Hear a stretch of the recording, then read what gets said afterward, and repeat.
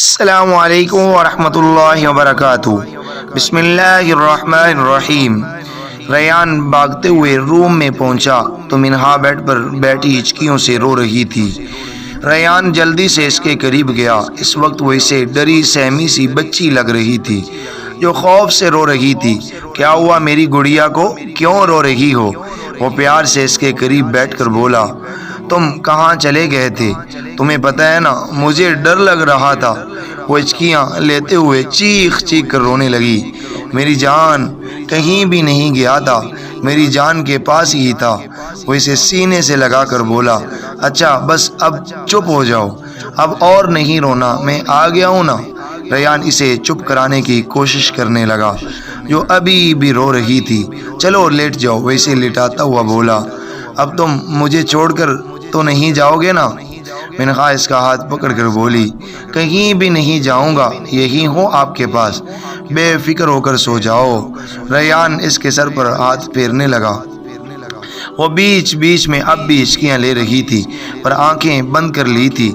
ریان نے اس کے ماتھے پر ہاتھ پھیرا تو ہلکا ہلکا پسینہ آ رہا تھا، شاید بخار اتر رہا تھا۔ منہا سو چکی تھی پر ریان اب بھی اسی پوزیشن میں اس پر جھکے اس کے بالوں میں ہاتھ پھیرتے ہوئے اسے دیکھ رہا تھا۔ اس کی پلکیں اب بھی تر تھی۔ ریان کے چہرے پر مسکراہٹ بکھری اور اس نے باری باری اس کی دونوں آنکھوں کو چوما اور اس پر آیت الکرسی پڑھ کر پھونکی اور اس کے نزدیک ہی لیٹ گیا۔ وہ لڑکی کون تھی جس کے لیے ریان اتنا بےتاب، اتنا فکر مند تھا؟ کتنی محبت ہے اس کو اس سے، کتنی اپنائیت ہے، کتنی فکر تھی ریان کی آنکھوں میں اس کے لیے۔ مشک بیڈ پر لیٹی چھت کو گورتے ہوئے سوچ رہی تھی۔ کیا نام لیا تھا ریان نے اس کا؟ اس نے اپنے ذہن پر زور دیا، منہا، منہا نام لیا تھا۔ کون ہے یہ؟ کہیں اس کی بیوی تو نہیں ہے؟ ہاں بیوی ہی ہوگی اس کی۔ او تو مطلب ریان نے وہ ایم والا لاکٹ اسی کے لیے پہنا تھا۔ اس کی آنکھیں غصے سے لال ہو گئی تھی۔ نو مسٹر ریان، نو بھی، اتنی آسانی سے تم مجھے دھوکہ نہیں دے سکتے۔ تم نے مجھ سے وعدہ کیا تھا نا، اتنی آسانی سے تو تمہیں اس سے مکرنے نہیں دوں گی میں۔ تم صرف میرے ہو بچپن سے لے کر اب تک، صرف اور صرف میرے۔ وہ لڑکی تمہیں مجھ سے نہیں چھین سکتی۔ تمہیں میرا ہونا ہوگا اور تمہیں اپنا بنانے کے لیے میں کچھ بھی کروں گی۔ وہ بیڈ کی چادر کو دونوں ہاتھ سے جکڑے ہوئے بول رہی تھی، آنکھوں میں غصہ اور جنون تھا۔ Good morning. ریان نے منہا کے گال پر زوردار کس کی تو اس کی آنکھیں کھلی۔ Good morning Ryan. وہ آنکھیں مسلتی ہوئی بولی، بخار اتر چکا تھا۔ کیسی ہے میری جان کی طبیعت؟ وہ ماتھا چیک کرتا ہوا بولا، ٹھیک ہوں۔ وہ اٹھ کے بیٹھی، بخار تو اتر گیا ہے، شکر ہے۔ چلو فریش ہو چل کر۔ وہ اسے اٹھا کر واش روم کی طرف لے جانے لگا۔ ریان میں خود چلی جاؤں گی، وہ ہاتھ پاؤں ہلاتی ہوئی بولی، میں لے کر جا رہا ہوں نا۔ ریان نے اس کا رخسار چوما، تم مجھے بچوں کی طرح ٹریٹ کیوں کر رہے ہو؟ وہ منہ پھلا کے بولی، کیونکہ کل رات مجھے اندازہ ہوا کہ تم اوپر سے چاہے جیسی بھی ہو، اندر سے بالکل بچی ہو۔ وہ واش روم کا دروازہ پاؤں سے کھولتا اسے اندر لایا۔ کیوں، ایسا کیا کیا میں نے؟ وہ اس کا چہرہ دیکھ کر بولی، کہیں میں رونے اور چیخنے تو نہیں لگی تھی نا؟ ریان نے مسکراتے ہوئے اس بات میں سر ہلایا، او نو، میں ہمیشہ ایسا کیوں کرتی ہوں؟ اب کیا سوچو گے تم میرے بارے میں؟ وہ منہ بنا کے بولی، کچھ نہیں سوچوں گا میں۔ ریان نے اسے واش بیسن کے سامنے کھڑا کیا اور اس کے ہاتھ میں برش پکڑایا، تم جاؤ میں کر لوں گی، میں یہی ہوں۔ ریان پلیز جاؤ نا۔ اچھا ٹھیک ہے، میں باہر ہوں۔ وہ باہر نکل گیا۔ منہا 10 منٹ بعد باہر ٹاول سے منہ خشک کرتی باہر آئی۔ کیسی طبیعت ہے اب؟ نادیہ، امل، فہمیدہ بیگم روم میں آئی۔ فہمیدہ بیگم بولی، میں ٹھیک ہوں مما۔ بھابھی، آپ کمزوری تو فیل نہیں کر رہی نا؟ نہیں نادیہ، میں ٹھیک ہوں۔ دکھاؤ ذرا بخار۔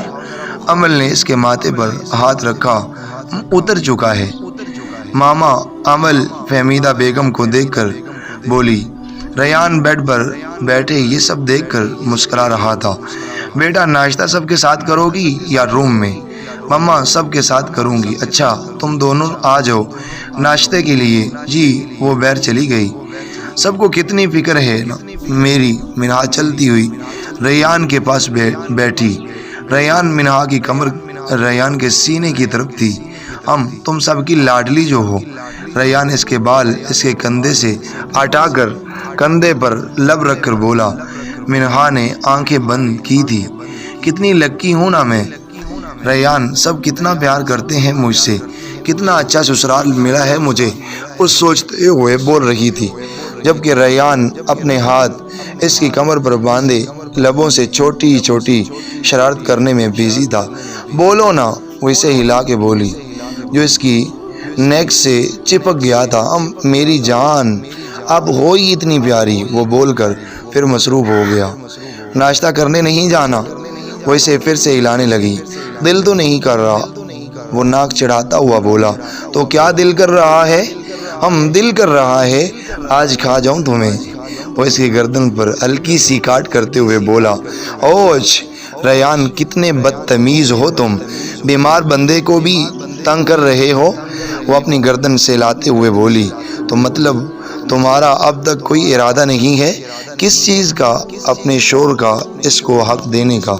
کون سا؟ وہ انجان بنی۔ منہا کب تک میرا صبر آزماؤ گی یار؟ وہ اسے اپنی گرفت سخت کرتے ہوئے اس کے کندھے پر سر ٹکا کر بولا۔ تمہیں یہ صبح صبح کیا سوچ گیا ہے؟ شکر کرو صبح ہی سوجا ہے، اگر رات سو جاتا تو تمہارا تو اللہ ہی حافظ تھا۔ ریان پلیز چلو نا۔ وہ اگنور کرنے کی ناکام کوشش کرنے لگی۔ منہا پہلے میری بات کا جواب دو۔ اب وہ سنجیدہ ہو چکا تھا اور اسے اپنی طرف موڑ کر بولا۔ منہا اس کا چہرہ دیکھ کر نظریں جھکا گئی۔ ریان پلیز تھوڑے دن اور انتظار کر لو نا۔ کتنے دن؟ وہ اس کا چہرہ اٹھاتا ہوا بولا۔ کچھ ہفتے۔ کچھ ہفتے؟ وہ آنکھیں پھاڑے حیرت سے بولا۔ اچھا کچھ دن۔ وہ کنفیوز ہوئی۔ کتنے دن؟ ریان پلیز۔ وہ روحان سی ہوئی۔ منہا تمہیں رحم نہیں آتا مجھ پر، مجھ بیچارے پر؟ تمہیں رحم کرنا چاہیے مجھ پر۔ کب سے رحم ہی کر رہا ہوں، سانس خارج کرتا ہوا بولا۔ چلو نا پلیز۔ وہ اسے کھینچتی ہوئی بولی۔ اوف کتنی ظالم ہو تم۔ وہ کہتے ہوئے کھڑا ہوا اور دونوں باہر نکل گئے۔ السلام علیکم۔ دونوں نے نیچے آتے ہی سب کو سلام کیا۔ وعلیکم السلام بیٹا، کیسی طبیعت ہے؟ اب حیدر صاحب منہا سے بولے۔ انکل اب ٹھیک ہوں نا میں۔ وہ ڈائننگ پر بیٹھتی ہوئی بولی۔ بیٹا کل تو تم نے ڈرا ہی دیا تھا۔ سوری انکل، میری وجہ سے آپ سب پریشان ہو گئے۔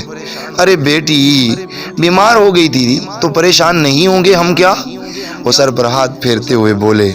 چلو منہا یہ سارا بریک فاسٹ ختم کرو اور جوس بھی پورا پیو۔ عمل اس کے سامنے ناشتہ رکھتے ہوئے بولی۔ جی بھابھی۔ السلام علیکم۔ واہ بھائی، سب ساتھ بیٹھے ہیں۔ وحید صاحب اندر آتے ہوئے بولے۔ نسرین بیگم بھی تھی۔ وعلیکم السلام، آئیے بیٹھیے، ناشتہ کریے۔ ارے نہیں، ہم بس منہا سے ملنے آئے تھے۔ پوری رات ان کی مما پریشان ہوتی رہی، صبح بھی فوراً سے بولی کہ چلو ملنے۔ کیسی ہے میری بیٹی کی طبیعت؟ نسرین بیگم نے اسے گلے لگا لیا۔ ٹھیک ہوں مما، اب ٹھیک ہو نا بیٹا؟ وحید سے بولے۔ جی پاپا۔ انکل پلیز ہمارے ساتھ ناشتہ کرے نا، نادیہ ریکویسٹ کرنے لگی۔ اچھا آپ کی بات کیسے ٹال سکتے ہیں ہم؟ ان کی بات پر سب مسکرانے لگے۔ عمل ان کو ناشتہ پروسنے لگی۔ منہا ٹھیک سے ناشتہ کرو، جوس بھی ختم کرو، پھر دوائی کھانی ہے، ریان اسے ہدایت کرتا ہوا بولا۔ نسرین بیگم اسے دیکھ کر مسکرانے لگی اور دل میں شکر ادا کرنے لگی جو ان کی بیٹی کو اتنا اچھا سسرال اور محبت کرنے والا شوہر ملا ہے۔ اچھا اب ہم لوگ چلتے ہیں، وحید صاحب کھڑے ہوتے ہوئے بولے۔ تھوڑی دیر اور رک جاتے نا، منہا بولی۔ بیٹا تمہارے پاپا کو آفس جانا ہے، وہ اس کے سر پر ہاتھ پھیرتے ہوئے بولی۔ دعا پھپھو کیسی ہیں؟ ٹھیک ہیں وہ، کچھ دن میں دعا کی منگنی ہے۔ او واہ بہت اچھی خبر ہے یہ تو۔ جی ملنے آئے گی نا؟ وہ بہت جلد جی، مما میں کال پر بات کر لوں گی دعا سے۔ جی آپ سے کچھ کام ہے آفس میں، حیدر صاحب وحید صاحب سے بولے۔ جی میں 1 گھنٹے میں آفس پہنچتا ہوں، اللہ حافظ۔ سب نے اللہ حافظ کہا تھا، تم آج گھر پر ہی رکو گے؟ حیدر صاحب نے ریان سے کہا۔ پاپا اچھا ٹھیک ہے۔ وہ دونوں آفس کے لیے نکل گئے۔ منہا چلو دوائی کھانی ہے تم نے۔ ہم منہا اور ریان روم کی طرف بڑھ گئے۔ منہا بلیوں والی نائٹی پہن کر آؤ۔ دونوں جب ڈنر کر کے روم میں آئے تھے تو ریان نے حکم دیا۔ منہا بیچاری سی شکل بنا کر اسے دیکھنے لگی۔ جاؤ، وہ پھر سے بولا۔ منہا وارڈروب سے نائٹی نکال کر واش روم چلی گئی۔ وہ آہستہ سے باہر آئی۔ نیٹی کی وجہ سے جھجک اور شرم آ رہی تھی اسے۔ منہا بیڈ کے پاس آئی۔ ریان کی نظریں اس کے وجود پر مرکوز تھی۔ منہا آہستہ آہستہ سے بیڈ پر آ کر لیٹی۔ ریان جو دوسری سائڈ پر لیٹا تھا اس پر جھکا۔ منہا ریان کے ارادے سمجھ چکی تھی۔ خوف سے ریان کی آنکھوں میں دیکھنے لگی۔ ریان اس کے چہرے پر جھکا۔ منہا تیز سانسیں لیتی ہوئی اسے دیکھنے لگی۔ ریان اس کے دونوں رخساروں پر جھکا۔ اب اس کی نظر اس کے سرخ لبوں پر تھی۔ منہا کا گھبراہٹ کے مارے برا حال تھا۔ اس کا دل زور زور سے دھڑک رہا تھا۔ ریان دھیرے دھیرے اس کے لبوں پر جھکا۔ منہا اس کے ہٹنے کا انتظار کرنے لگی، پر آج کافی شدت سے وہ اس کے لبوں پر اتنا لمس چھوڑ رہا تھا۔ جب منہا کی جان بس نکلنے کو تھی تب ریان نے اسے چھوڑا۔ منہا تیز تیز سانسیں لینے لگی۔ اب ریان اس کی گردن پر جھکا تھا۔ وہ اپنا لمس چھوڑتا ہوا اس کی گردن سے کندھے پر جا رہا تھا۔ منہا کا برا حال تھا، اب برداشت کرنا مشکل ہو رہا تھا۔ ریان پلیز، منہا روحانسی ہو کر بولی۔ ریان اس کی آنکھوں میں پلٹ کر دیکھا۔ پلیز ریان، اوکے سو جاؤ نا۔ وہ کچھ دیر تو اس کی آنکھوں میں دیکھتا رہا، پھر اسے چھوڑتا ہوا بولا۔ دوسری سائڈ پر منہ کر کے لیٹ گیا تھا۔